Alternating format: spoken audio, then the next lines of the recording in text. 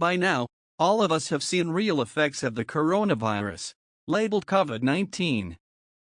The booming economy we have seen over the last few years has had the brakes applied at a screeching halt. Whether you agree with the panic or not, the facts remain that we must all adjust our business model as fast as you can to adjust to the brakes put on the economy. Since the Dow Jones Industrial Average saw a record high on February 19, 2020, in less than a month's time we have seen that record high decrease 25% and counting, as of March 12, 2020. It is a clear indication of what can happen without the freedom to travel and trade goods and services.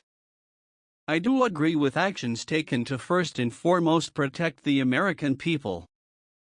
It is very important that every person reading this first and foremost takes precautionary measures to protect yourself, your family, your fellow co-workers and strangers. Preventing the spread of COVID-19. Following is a list of common ways to prevent obtaining or spreading of COVID-19. While some items may seem like common sense, it is important that we all work together to properly communicate ways we all can stop this disease and return the economy and standard of living we have become accustomed to in recent years.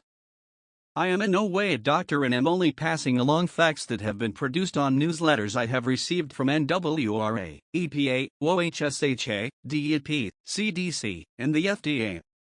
This is a compilation of some of the highlighted facts when dealing with COVID-19 in the workplace. All employers need to consider how best to decrease the spread of acute respiratory illness and lower the impact of COVID-19 in their workplace. They should identify and communicate their objectives, which may include one or more of the following. A. Reducing transmission among staff. B. Protecting people who are at higher risk for adverse health complications. C. Maintaining possible work-related exposure and health risks to employees. All employers should be ready to implement strategies to protect their workforce from COVID-19 while ensuring continuity of operations. During a COVID-19 outbreak, all sick employees should stay home and away from the workplace. Respiratory etiquette and hand hygiene should be encouraged, and routine cleaning of commonly touched surfaces should be performed regularly. Employees who have symptoms of acute respiratory illness are recommended to stay home and not come to work until they are free of fever, 100.4 degrees Fahrenheit 37.8 degrees Celsius or greater, using an oral thermometer, signs of a fever, and any other symptoms for at least 24 hours, without the use of fever-reducing or other symptom-altering medicines, e.g. cough suppressants. Employees should notify their supervisor and stay home if they are sick. CDC recommends that employees who appear to have acute respiratory illness symptoms, for example cough, shortness of breath, upon arrival to work or become sick during the day should be separated from other employees and be sent home immediately. Sick employees should cover their noses and mouths with a tissue when coughing or sneezing, or an elbow or shoulder if no tissue is available. Provide tissues and no-touch disposal receptacles for use by employees. Instruct employees to clean their hands often with an alcohol-based hand sanitizer that contains at least 60 to 95% alcohol, or wash their hands with soap and water for at least 20 seconds. Soap and water should be used preferentially if hands are visibly dirty. Provide soap and water and alcohol-based hand rubs in the workplace. Ensure that adequate supplies are maintained. Place hand rubs in multiple locations or in conference rooms to encourage hand hygiene.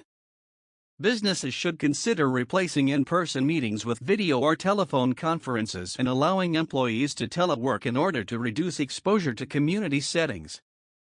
Should an employer decide to implement these types of policies, there are technological, process, security and compliance considerations necessary to safely allow telework in the workplace.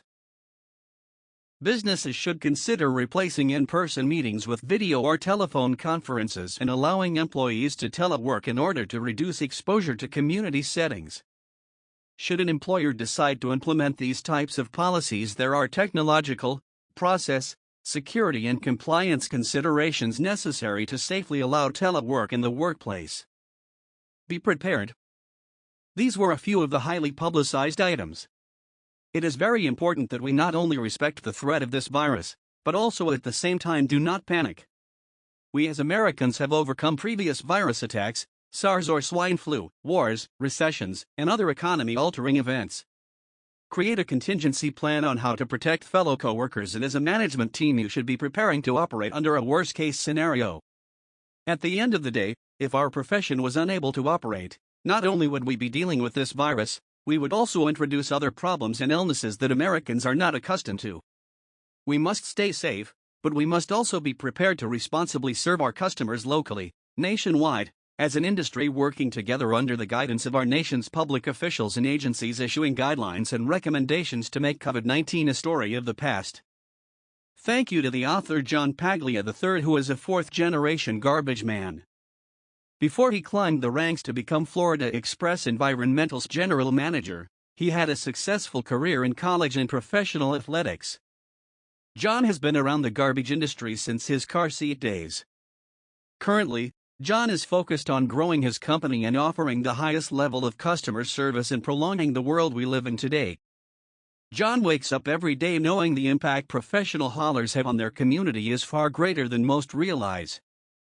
He can be reached at 352-629-4349, email john3@floridaexpress.us or visit www.floridaexpress.us.